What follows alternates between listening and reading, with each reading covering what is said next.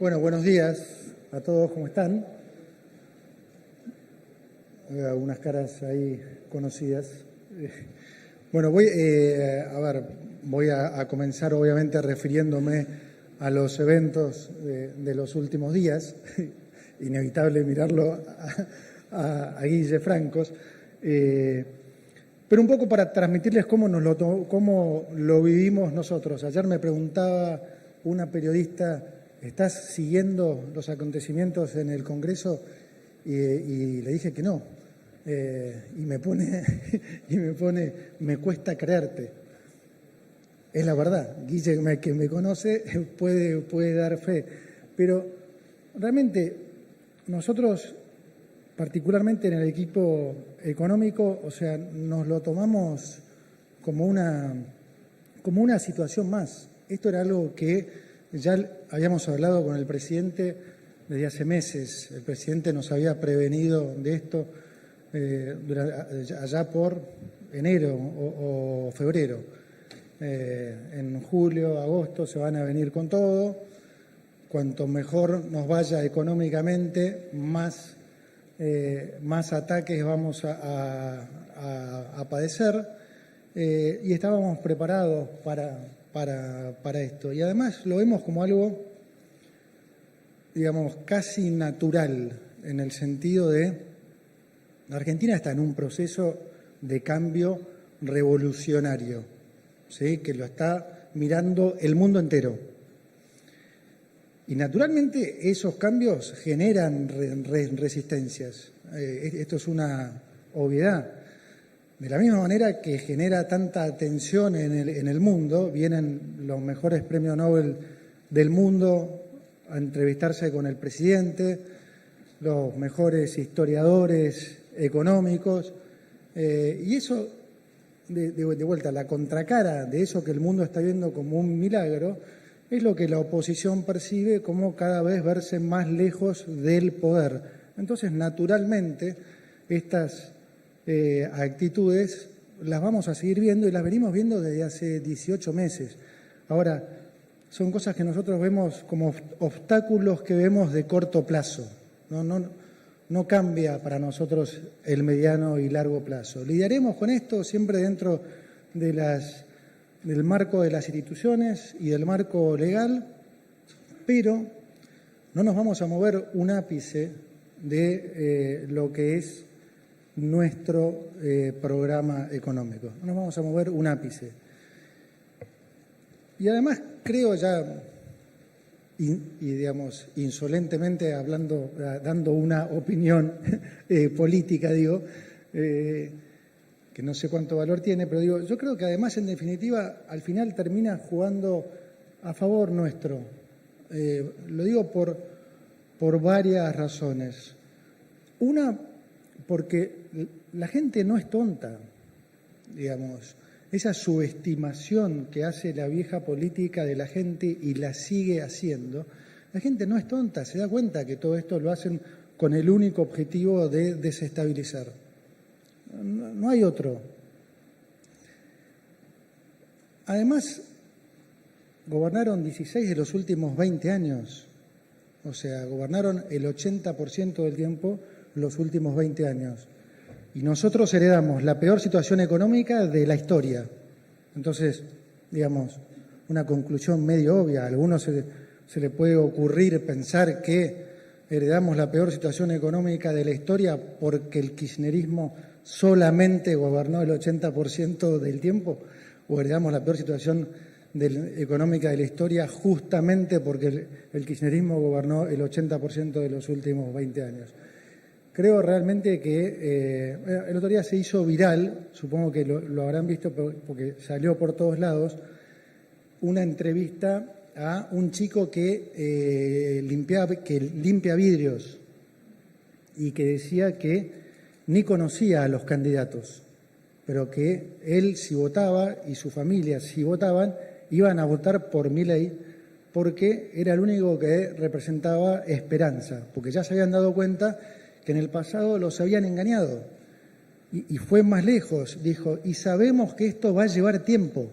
Si no lo vieron, lo invito a que lo busquen. Sabemos que va a llevar tiempo, pero que este es el camino.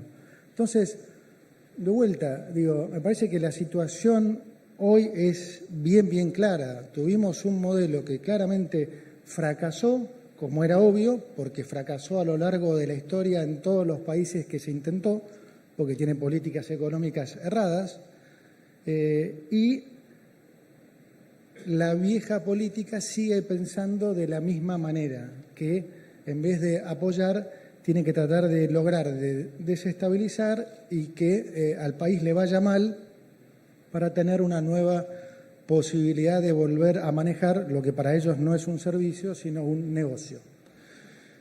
La segunda razón es porque este cambio lo votó la gente.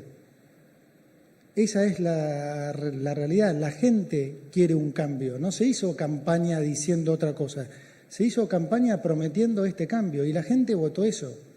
Y si algo quiere hoy la gente es que aceleremos, no que desaceleremos ni que frenemos. Y eso es lo que nosotros vamos a hacer.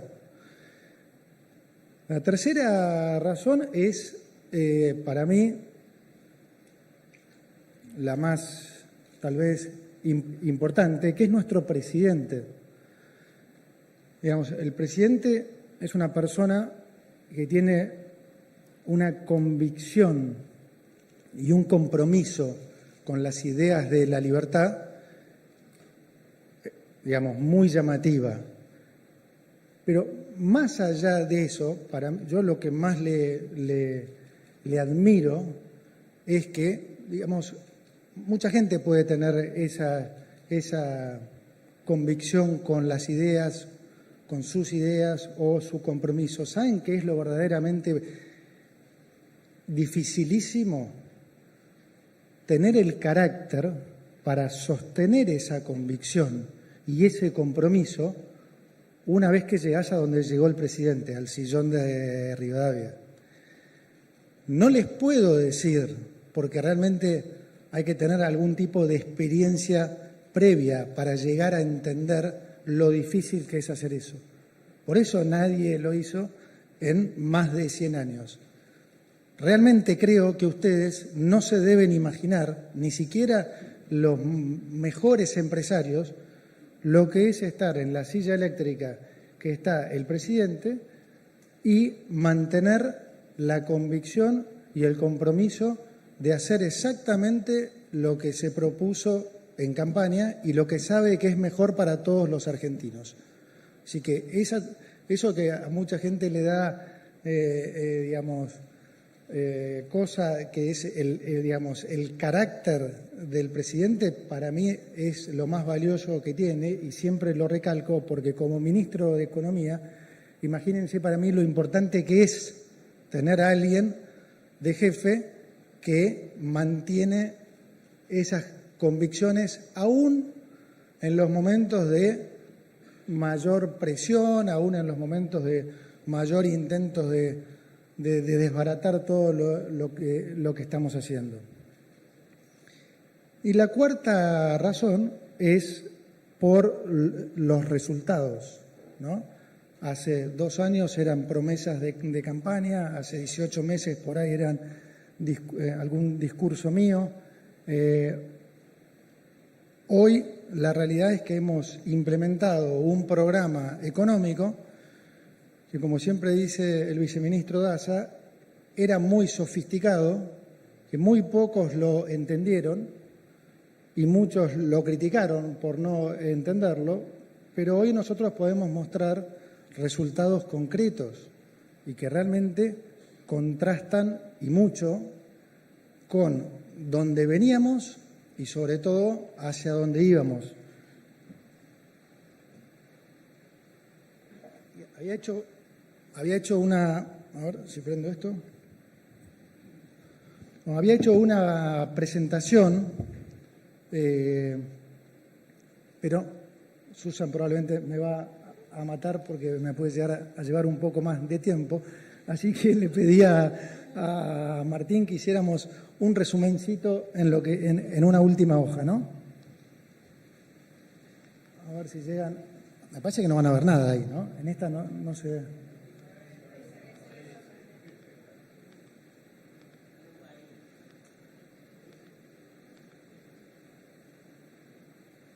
Voy a ir a lo último, que es el resumen, ¿no? Que un poco trato de poner lo que recibimos y en dónde estamos ahora, ¿no?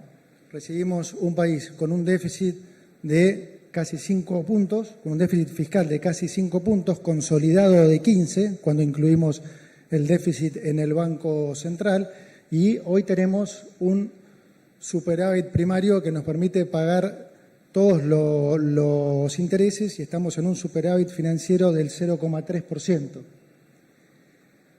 Heredamos una inflación núcleo del 28% mensual.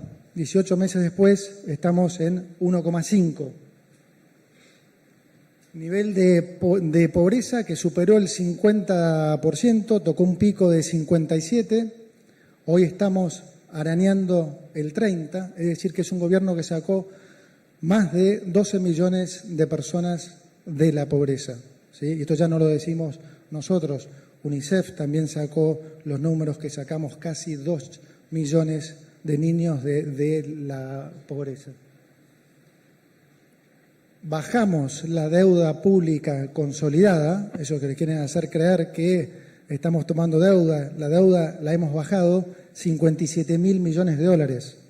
Lo cual además es obvio, porque teniendo superávit, claramente nosotros no tenemos que tomar deuda y como Argentina todavía no tiene acceso al crédito, estos 18 meses hemos tenido que cancelar un montón de la deuda heredada. Y eso es lo que ha hecho también que el proceso de acumulación de reservas sea más lento, no porque no hayamos comprado suficiente cantidad de dólares. De hecho, hemos comprado el doble de dólares en los primeros 18 meses que cualquier otra administración previa.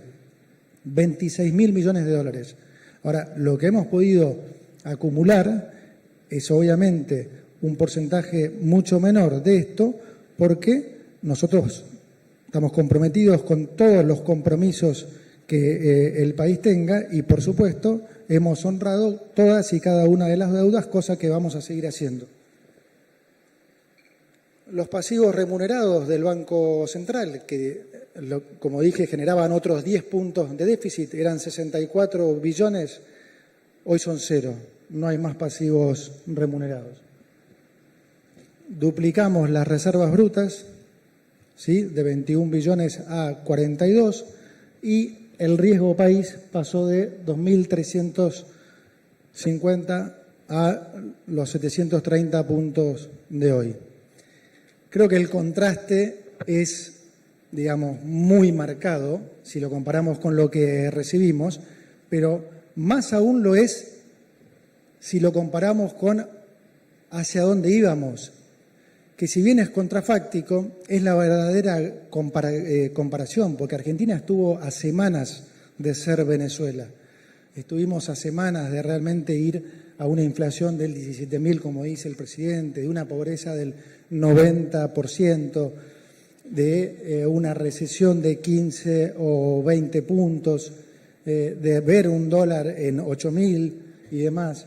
Realmente estuvimos a semanas de eso. Entonces, cuando uno hace el contraste de dónde estamos hoy versus lo que heredamos y versus hacia dónde íbamos, vuelvo al punto que les decía antes. Yo creo que la gente realmente no es tonta y esto se va a manifestar en las urnas, donde va a haber una ratificación de este rumbo.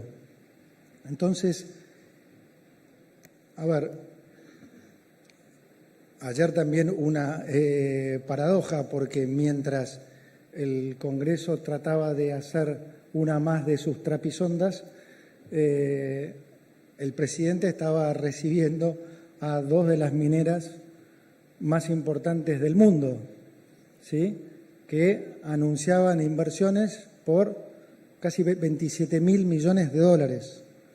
Yacimientos que ya habían sido descubiertos hace muchas décadas, pero que nunca nadie los había venido a producir, justamente porque Argentina nunca generó la confianza para venir a hacer inversiones de este tipo. La confianza que hoy está generando en apenas 18 meses este gobierno. Entonces, por eso digo que nosotros no nos enganchamos en el corto plazo y seguimos mirando el largo plazo. Y como digo, muchas veces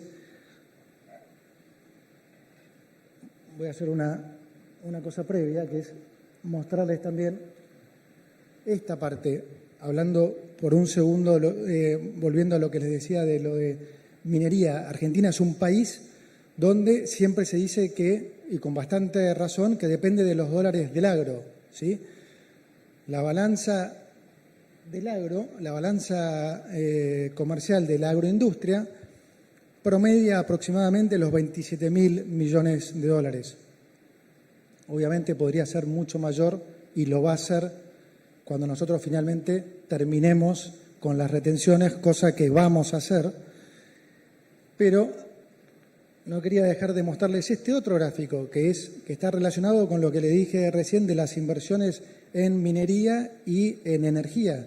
Fíjense ustedes que para el año 2033, ¿sí?, solamente con las inversiones anunciadas va a haber lo que hoy son 2 agros adicionales, o sea, 54.000 millones de dólares. Y no es que va a haber que esperar hasta el año 2033.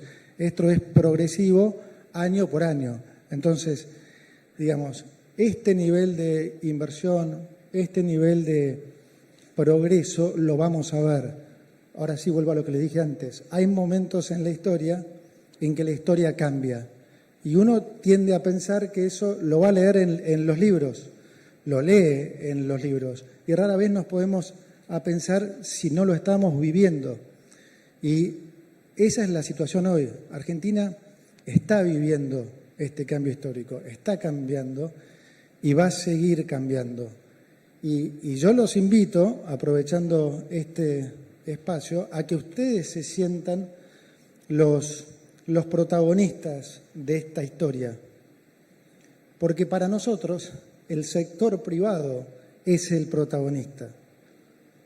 Esa es la realidad. Ustedes son los que van a generar ese cambio. Nosotros acá estamos de paso con el presidente, con los ministros, con los secretarios, haciendo de facilitadores para este proceso. ¿Qué vamos a hacer? Lo que hemos venido haciendo. Vamos a seguir bajando la inflación, bajando impuestos, bajando la pobreza, bajando regulaciones y burocracia que les molesta a todos, generando oportunidades de inversión, generando empleo, generando mejores salarios.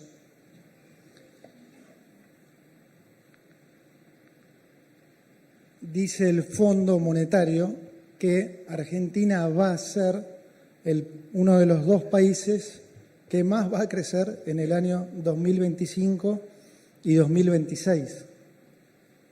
Sepan ustedes que nuestro objetivo y para lo que trabajamos es para que Argentina se convierta en el país más libre y en el país que más va a crecer en el mundo por los próximos 30 años. Muchas gracias.